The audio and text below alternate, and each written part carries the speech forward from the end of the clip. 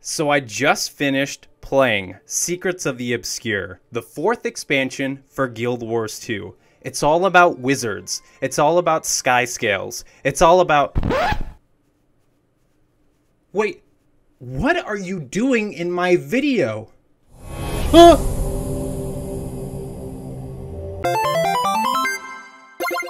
So I just finished getting map completion in all the maps within Secrets of the Obscure and playing through the expansion story. I also obtained one of the astral robes in-game, and so I thought, why don't I dress up as a wizard and talk about how I feel about Guild Wars 2's 4th expansion. There are many things this expansion does right, there are many things that I wish it did, and there are many things that I learned about this expansion. Like, did you know that people actually dislike Zojja? Yeah, I would have never known if I didn't share on Reddit how excited I was for the launcher. And some people on Reddit were like, yeah, the launcher looks so cool. I love the colors of the new launcher. And other people were not thrilled to see an Asura on their Guild Wars 2 launcher. I had no idea that people actually disliked Asura within Guild Wars 2. I actually really liked the new launcher. I was super stoked for the new login screen. With much anticipation, I joined many other players on launch day for Secrets of the Obscure. Now, a lot of people judge an expansion scale based on how many new maps we actually get access to. Currently, there are 3 new maps, and I use the word currently because the rest of the maps that are included with the expansion will be added to the game throughout the next whole year. This is a brand new thing that Guild Wars 2 hasn't done before in the past by adding quarterly updates so that way there's more content that's arriving quicker into the game, but that just means that the scale of the expansion isn't as big as the other ones. I think this is a really good way for ArenaNet to move forward. More content that's coming onto players' doorstep frequently is way better than waiting for a whole entree meal after several long years. So with the initial launch of Secrets of the Obscure, we have access to 3 maps, those being Skywatch Archipelago, the Wizard's Tower, and Amnytas. Amnytas? Amnytas? I don't know. Maybe I'm saying that last map very wrong. I'm sorry, writing team at ArenaNet, my bad. I think it's Amnytas? But I don't know. Let me know in the comments section. So what's the gameplay like in these 3 new maps? The Wizard's Tower is the main city hub where you can craft, access a bank vendor, go to the trading post, all that fun stuff. In all honesty, the Wizard's Tower is actually pretty cool. There's a lot of detail that ArenaNet puts into the environments within the game. There are so many nooks and crannies that you can explore within the Wizard's Tower. All the main characters within the story, they have their own rooms that you can go into. Each are decorated based on what the characters like or dislike. So this is definitely nothing to overlook within the Wizard's Tower. I had a blast going through and trying to find all the different areas that exist within this city. The other 2 maps is where you'll find a lot of open world events, but you'll find a lot of players doing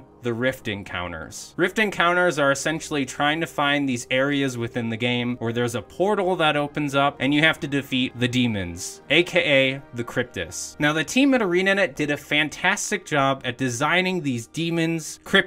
Sorry, they're called Kryptis. They did a fantastic job at designing the Kryptis to look brand new within the game. But if you've played Guild Wars 2 in the past, you'll realize that all the Kryptis are using skeletons and models off of older enemies within the game. That's fine and all. I'm completely okay with that. But I think for the next expansion of Guild Wars 2, I'm actually looking forward to new enemy types and brand new skeletons or rigs that the team at ArenaNet uses, instead of just reusing things that are in the game. I know that takes time, I know that takes energy, but I'm hoping for that next expansion to have more of a fresh coat of paint instead of reusing enemy attacks and skeletons and models that we've seen countless times while playing. But again, if you're a new player, you're gonna be absolutely amazed with how many different types of enemies come out of the rifts. I mean, we have things from Path of Fire, Heart of Thorns, and you'll find tons of players taking part in the Rift Encounters simply because there's going to be a lot of resources that you'll need to collect if you want to look like an epic wizard like I do right now. Alright, let's be honest, my wizard costume is not the best in real life, but in the game, some of the new armor types like the Astral Ward armor is really cool looking, so if you want to obtain a full set, you'll find yourself doing a lot of rifts throughout the game. They're very scalable as well, so you'll find easy ones that you can do with 1 or 2 2 other players. Then you have like the medium difficulty rifts where you need a little bit more players to accomplish. And then you'll find these big scale rifts that really take a giant group of players in order to make sure that this rift is successfully completed. As for the maps themselves, I was really nervous with Skywatch Archipelago because I knew it was a bunch of reused assets within the game, kind of put together in a mash within one map, so that way you get to explore Heart of Thorns, Path of Fire, End of Dragons, Icebrood Saga, all within one map. And I was like, am I really gonna be stoked to be exploring all these areas I've kind of seen before? And in all honesty, I think Skywatch Archipelago is really cool, especially because all of these islands are floating, and they're not just taking locations within these expansions and dropping them in there. They design like alternate realities. Like for example, they designed the Crystal Desert area as a different reality where Balthazar was able to succeed at taking over the Crystal Desert. It was like a brand new part of that expansion that you got to explore within Secrets of the Obscure. Can you tell that I am a nerd about this game? In all honesty, it was a blast to play, and I'm sure if you've played Guild Wars 2, you probably enjoyed Skywatch Archipelago. And if you didn't enjoy this map, I don't know what's wrong with you. Let me know in the comment section.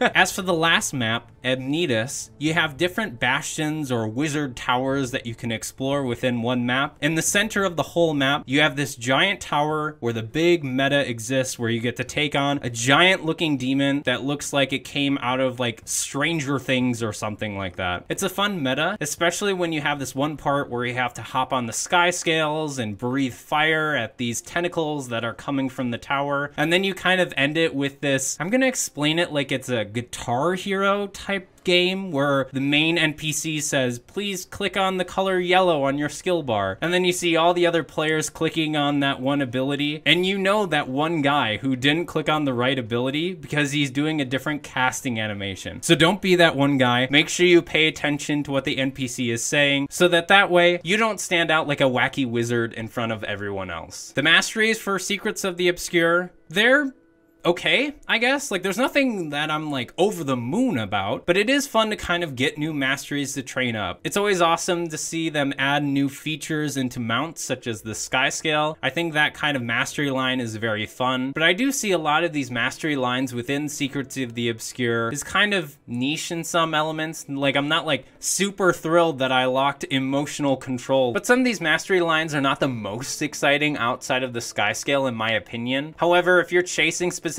things like trying to get specific armor sets or rewards within Secrets of the Obscure, then you'll have goals to make sure you train through these mastery lines to make it a bit easier or allow you to purchase specific things so that way you can obtain said items. All in all, I do like training masteries, so it's always good. I know it can be challenging to add really incentive different masteries, but I think the team at ArenaNet did a good job with the new masteries within this expansion. Everyone's saying really nice things about the vault system. I think having an incentive system like the Wizard's Vault is very good for players who are joining Guild Wars 2 and returning players as well. It reminds me of when Guild Wars 2 first launched and you opened up the gem store, because I'm not gonna lie, there was like nothing within the gem store when the game first launched. And for the Wizard's Vault, it kind of looks empty in my opinion. Like, sure, we got a really cool emote to pick from. There's also a very nice Griffin mount that you can obtain. Thank you, ArenaNet. More obtainable mounts in game, very good, I like it. And there's also other niche things like a legendary precursor box and other various items, but in my opinion, I think it just needs a little bit more love. I think there could have been more rewards. I can't imagine myself wanting to grind for a whole month and still there being rewards in there that I want. But it's nice that these rewards won't expire, so if you're watching this video 3 months from now, hello new viewers, welcome to the channel. These rewards won't disappear. You can still access them later on down the line, which is a big win for players trying to take a break from the game and coming back months later. As for the open world events happening within the game, there are some pretty fun ones that I got to experience. Obviously, there are like these escort ones where you escort an NPC and kind of defend them from enemies as they come on. There was also this other event where you get to brew wizard's potions. I was really bad at this one because you have to find certain ingredients within the area that you're in, and I had such a hard time trying to find certain things that were meant for the recipes, but that one was quite fun. Hopefully in the future I can be a better wizard chef to make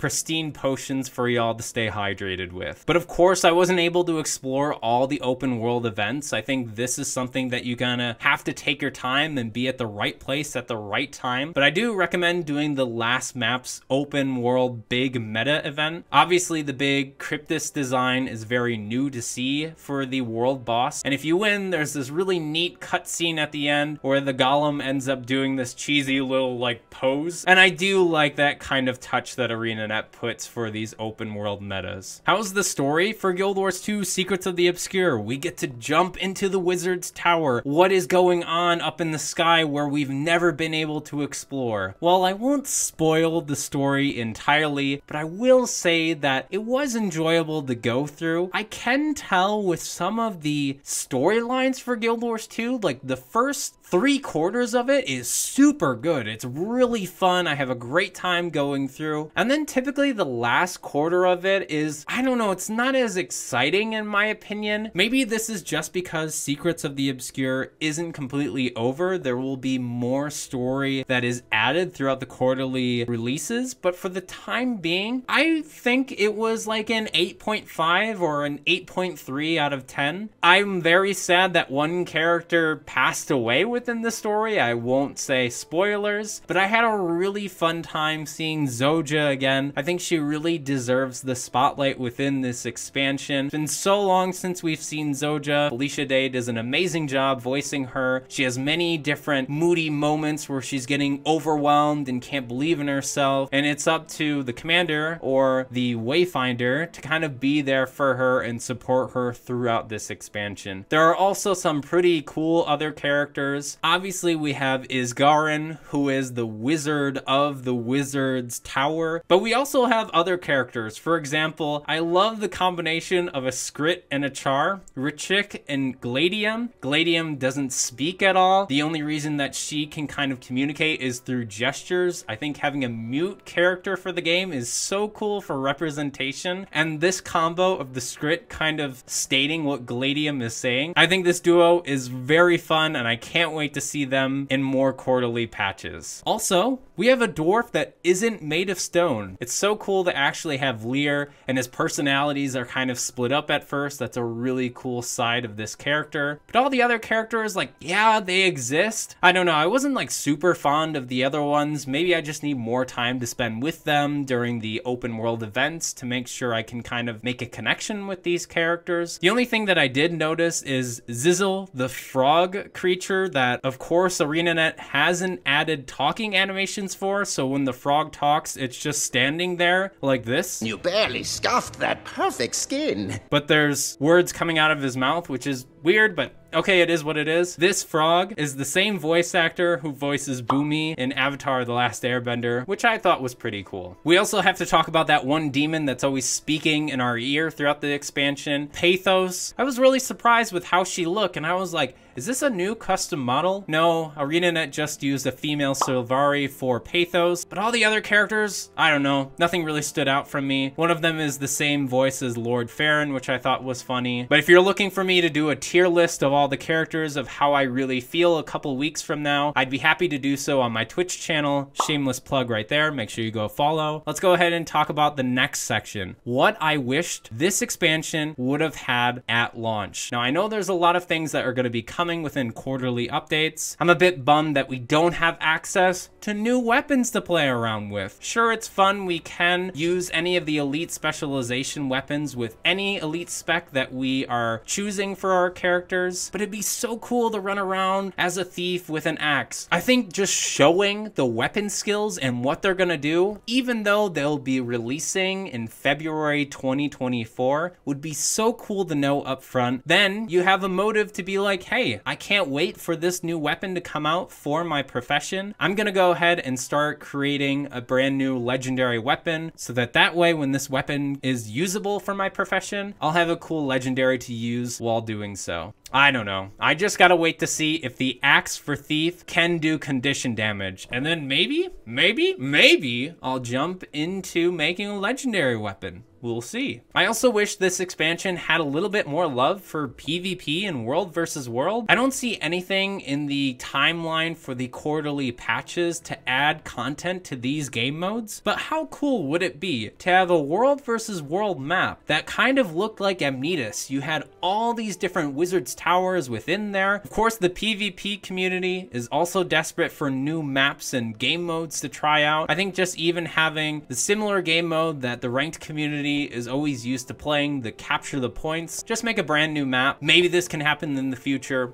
Who knows? But let's go ahead and solve that one question. Is Secrets of the Obscure worth purchasing and going through? I say yes. You're getting a lot of content that is already here and will be coming out throughout the rest of the year. So if you're looking for a really nice first dish throughout your whole evening dinner, you know, you're looking for that good bite of brand new content, you can fly around on a sky scale, get those wizard vibes, everyone's excited. There's plenty of new players playing the game. In fact, at one point, there was more people watching Guild Wars 2 than World of Warcraft, which is pretty cool. I'm excited to see so many people jumping into Guild Wars 2. It's cheaper than any of the other expansions that ArenaNet is selling. I think it's a great time to jump into Guild Wars 2. There's a lot of content for the next year, and once this whole year of quarterly updates is finished, there will be another expansion that ArenaNet is currently working on right now. And if you want to join me in-game, feel free to join our Discord channel. I'd be happy to send you a guild invite. But what do you think about Secrets of the Obscure? Let me know in the comment section down below. As always, stay hydrated, gamers.